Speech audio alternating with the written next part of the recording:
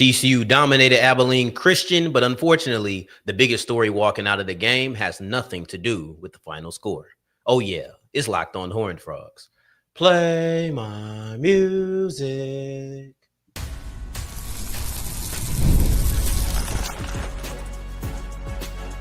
You are Locked On Horned Frogs, your daily podcast on the TCU Horned Frogs. Part of the Locked On Podcast Network, your team every day. What's going on, family? Welcome back to another episode of the Locked On Horned Frogs podcast, your number one daily one-stop shop for everything TCU athletics. I, of course, am Darian Gray, a.k.a. the Mouth of the South, and I'm here to break down Abilene Christian versus TCU, a game that went pretty similar to how I probably projected it going into the week. I thought that TCU would come in. I thought that they would dominate, but unfortunately, that has to take a back burner because Kevorian Barnes went down with an injury that has us questioning not only his availability for the rest of the game, but moving forward. And I would say this is one of the downsides of the broadcast and one of the downsides of the streaming, because you didn't get to hear what Sonny Dykes had to say either going into halftime or going out of halftime. Now, it would have been way more valuable to hear what Coach Dykes had to say about Barnes walking out of halftime, because Kevorian Barnes goes down with an injury late in the second quarter, so not really enough time going into halftime to get a real update. But he goes down with an injury in the second quarter. He's grabbing the back of his leg. He does not return. And I want to give you both what that means and how I would have handled it, because I don't want to come in and act like it's completely dire, because I don't know. And honestly, the majority of you would have already listened to the press conference by the time you hear this, because we're live. We're going on right after. I haven't had the opportunity to listen to what Coach Dykes had to say about Kevorian Barnes and his health. So if he comes on and says it was simply precautionary and we wanted to keep him out to not risk any further injury, that would make sense. Because I'll tell you the truth, that's how Coach Gray would have handled it. That's exactly what I would have done in this situation. I would have stepped in and said, you've done enough. We're going into halftime up 28 points. We expect to keep this at bay. Yes, it did get a little bit closer. The final score was 42-21. So instead of winning by 28, you won by 21. Instead of extending your lead, you put the backups in early in the fourth quarter and you allowed your guys to rest. But one thing that didn't need to happen was putting Kevorian Barnes back into the game. So I do believe that the risk outweighs the reward. So while knowing that, it tells me two things. It tells me, one, there's so much information that's still on the table. There's so much information that's still on the table that is too much to make assumptions. And the second thing it tells me is that this wasn't a cramp. And when you go down, you grab the back of your leg, I think it was kind of like his hamstring area. You hope it's a cramp. You hope it's just to go get some pickle juice situation. If it was a cramp, there is no risk. If it was a cramp, there's no risk versus reward that you have to decide. So the fact that Barnes didn't return to the game tells you that it wasn't a cramp, but it doesn't tell you what it was. There was nothing that I saw during the game that told you, hey, Kevorian Barnes has this type of injury, or Kevorian Barnes has a sprain or this or that.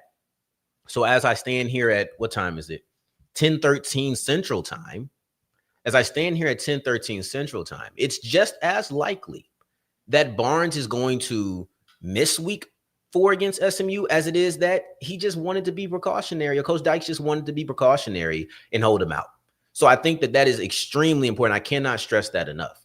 Barnes had a health scare. We should be cautious. We should be stepping away from the game, as the biggest story being what is wrong with Kevorian Barnes. That should be the biggest talking point, which is why I wanted to start this way. But I don't want it to be a negative off-rip conversation. It should just be an analysis.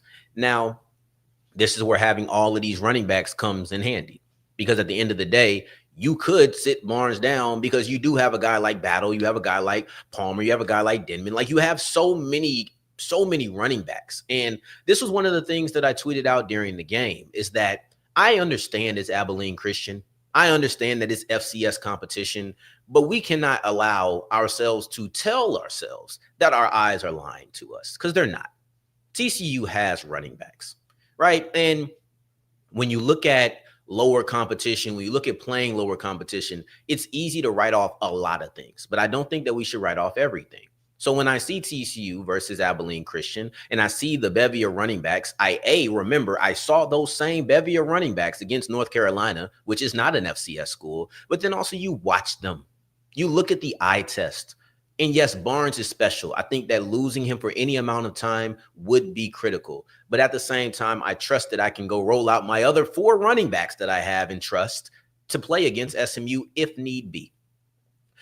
I don't want to go too far into the Barnes rabbit hole. I do want to wait until I hear what it is that Coach Dykes has to say about where Barnes stands. And let me see if there's any comments or anything. If anybody sees what Barnes said, or excuse me, what Dykes said, then please let me know, and I'll try to react as I see it. But as I stand right here, it's too much uncertainty. If Barnes isn't able to play against SMU, that's going to be a tough blow because of all the 5 guys you have, Barnes is the guy. Barnes is the lead running back. He's the power guy. He's a guy who I think has underrated versatility because he steps onto the field. And yes, he's a bigger guy. He's thicker than the other running backs that you have. He's going to be more big bodied, but he is a really excellent pass blocker. And when you're a pass blocker like that, you can't say that's a tip. It's not, okay, well, they put Palmer in the game, so they're going to throw the ball instead of run it. That's the versatility of having multiple versatile running backs instead of just having a running back who fits a role. A lot of time when people think running back duos, they think boom and zoom, thunder and lightning. When people think running back duos, they think one guy with this trait, another guy with that trait, complementary. It's one of the reasons that I love the Detroit Lions running back room because you have Montgomery and you have Gibbs. Both can do things that complement the other and also are similar to the other. And when I say that, I think it's similar to TCU, where TCU has running backs who can run the football, can catch the football, can block. There's no tipping of the hand of who's in the game is what they're going to call. So I do think that the Barnes absence is a big deal, but I also think that it's something you can recover from. So that was something that I wanted to look at. Unfortunate, very, very unfortunate injury. I can't wait to see what is the aftermath. I can't wait to see what the update is, because I'm sure Dykes will tell us if it's nothing. If it's nothing, he'll say it on Saturday.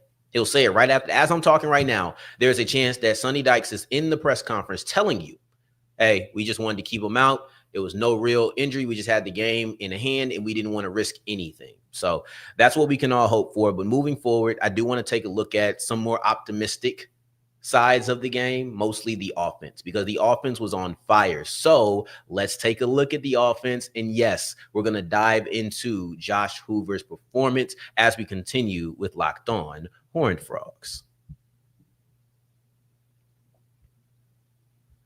Today's episode is brought to you by Mazda. Now, you can move through life, or you can find things that move you. It's a choice. You can choose to get out there and choose your people. You can choose to go for it, like really go for it. But just choose to do something that moves you. Mazda crafts cars for those who choose to do more than simply move. Mazda, move and be moved. Today's episode is also brought to you by Wayfair. The weather is cooling down. Yes, even in Texas, the weather is cooling down. So be ready to have shorter days, to have me wanting to get in and make your house a little bit cozier, because you're not, mostly the balcony, if you ask me, you're not always moving and shaking. Football's on before Thursday night football, before TCU games, before Monday night football, right? You can sit down on the balcony either after work or on a Saturday morning to Saturday evening, or maybe even a Saturday night like we are today. But Wayfair is here to make sure that you have the home decor that you've always needed, whether it is warm bedding, autumn decor, or even an espresso machine. Yes, Wayfair allows you to make your favorite latte at home. So cozify your space with Wayfair's curated collection of easy, affordable fall updates. From comfy recliners to cozy bedding and autumn decor, you'll find it all for way less at wayfair.com. That is WAYFAIR.com. Wayfair, every style, every home. Today's episode is also brought to you by Square. Your favorite neighborhood spots run on Square. There are certain businesses that truly make the neighborhood feel like home, whether it's the local sports bar packed on game day or the coffee shop that knows your order as soon as you walk in. Hey, let's go ahead and get it for that guy. Or maybe the corner deli that's been serving your community for decades. Even your parents went to this deli. When the neighborhood businesses thrive, the whole neighborhood thrives. So it doesn't matter what it is that your cup of tea is. Maybe Spending money there doesn't just support, spending money there doesn't just support the businesses, it supports the people behind it and the community around it. So these local spots are what make the neighborhood feel like home. Square is a proud partner of more than 4 million neighborhood businesses around the world. You can go to square.com/go/locked-on-college to learn more. But before you do, go support your favorite neighborhood spot. You'll be happy that you did. Square, see you in the neighborhood. As we continue rolling on today's episode of Locked On Horned Frogs, I appreciate you making this your first listen of the day right after the game. Shout out to you. Thank you so very much. Now, TCU, I thought they did a really good job of showing the focus that we needed out of them. Here is the thing. We talked about the biggest story walking out of the game, which is Kevorian Barnes and his injury.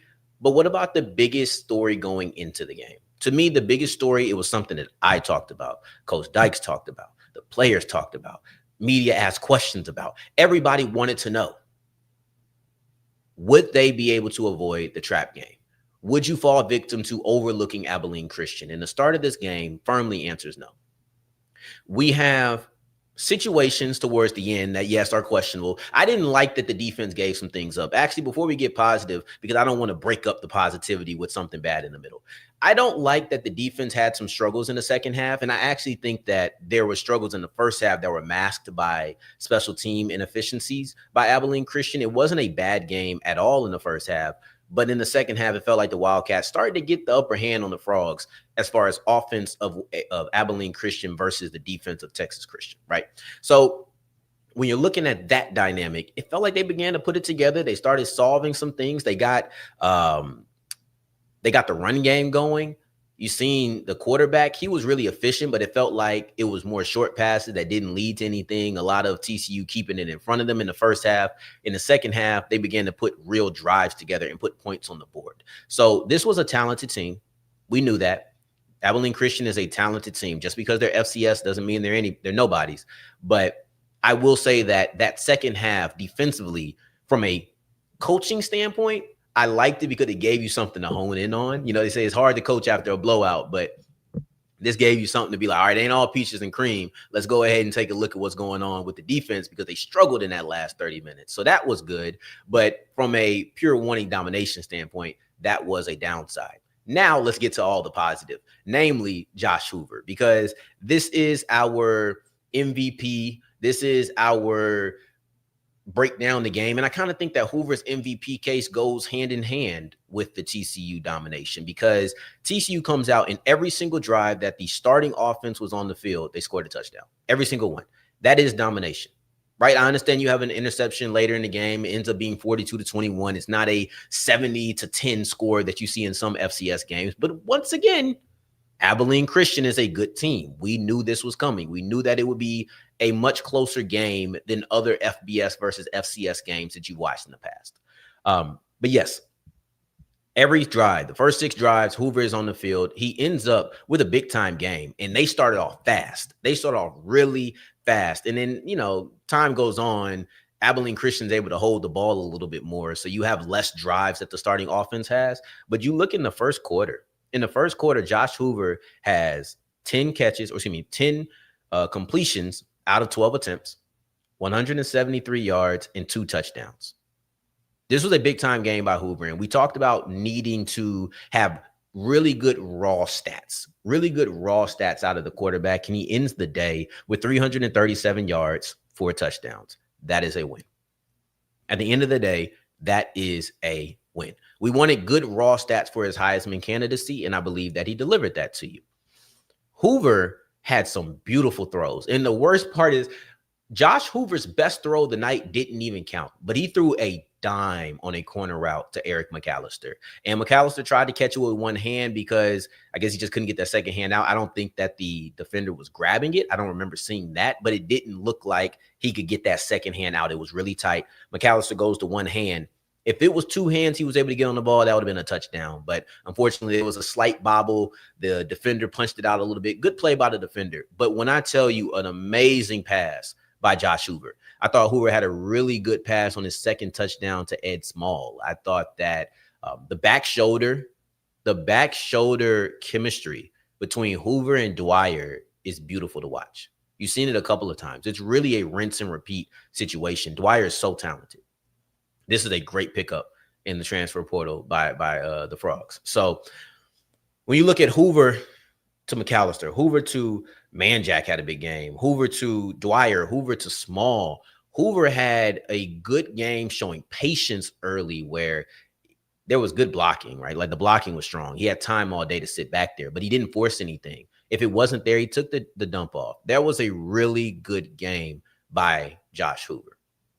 But the other MVPs, because obviously he was an MVP, the other MVP on offense is, I'd say, Ed Small, because he didn't have a lot of time. He didn't have a lot of time in the first game. I think he played about 12 offensive snaps. He didn't have any catches, but in this game, he had 2 touchdowns. The freshman had 2 touchdowns, including one of Hoover's best throws on the day.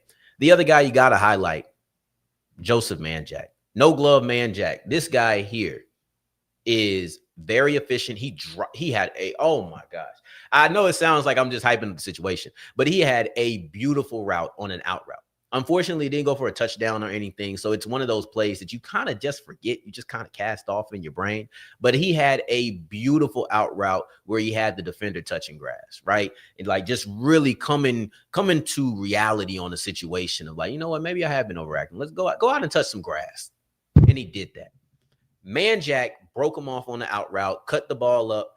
And I think it ended up being like it was at least a 30, 40-yard gain. I can't remember if that was his 51-yarder, but that route was amazing. The throw was on point, good timing. Everything was good about it. And he ended up leading the Frogs with 114 yards on only 4 catches. So that tells you how explosive he was. He did have a 51-yard touchdown, a 51-yard reception. Didn't go for a touchdown, but that was a really strong performance. So those are my 3 offensive MVPs. I know Hoover is the guy, but I felt like I had to highlight Manjack and I had to highlight Small because they are 2 players who had big games. They're not a quarterback, so they're not going to get a lot of love, but they did deserve to be highlighted. And then lastly, on the defensive side, because I do want to give one defensive standout, a defensive MVP for me was Ansel Minba, right? Like that was a player where, let's see what Demba did. Demba had a sack and a half. He had 2 tackles for a loss, and he was just a disruptive presence in the interior. One of my favorite parts about watching the early 2025 Horned Frogs is how impactful they've been in the interior of the defensive line. They did it against North Carolina. They did it against Abilene Christian. And this is my sign off. This is how I will sign off. Everybody wants to talk about FBS versus FCS. Everybody wants to talk about the dip in competition and the things you see, what's real. Well, I'll tell you this. A lot of the things that I was impressed by, whether it was the depth at running back, or it was Josh Hoover, or if it was Jordan Dwyer, or if it was the interior defensive line, the things that I was impressed by tonight are the same things that I was impressed by Monday night against North Carolina. So there is no FBS versus FCS. How ready are we to crown them? TCU has a good interior. And Ansel Demba is one of the guys who's going to push that forward. Josh Hoover is a legit threat. Eric McAllister and Jordan Dwyer are really good on the outside. And Joseph Manjack is another player who is going to be a threat. We can sit here and talk all about strength of competition. We'll see it next week versus SMU. And I hope that we're able to see Kevorian Barnes against SMU as well. And when I get off of here, I'll listen to Dykes' comments and I also watch this Crawford-Canelo fight. But yeah, that's how we going, man. I'll see you guys on Monday. Until the next time that we hear each other, family, we'll break down the game a little bit deeper on Monday. But take care. Stay blessed. Peace.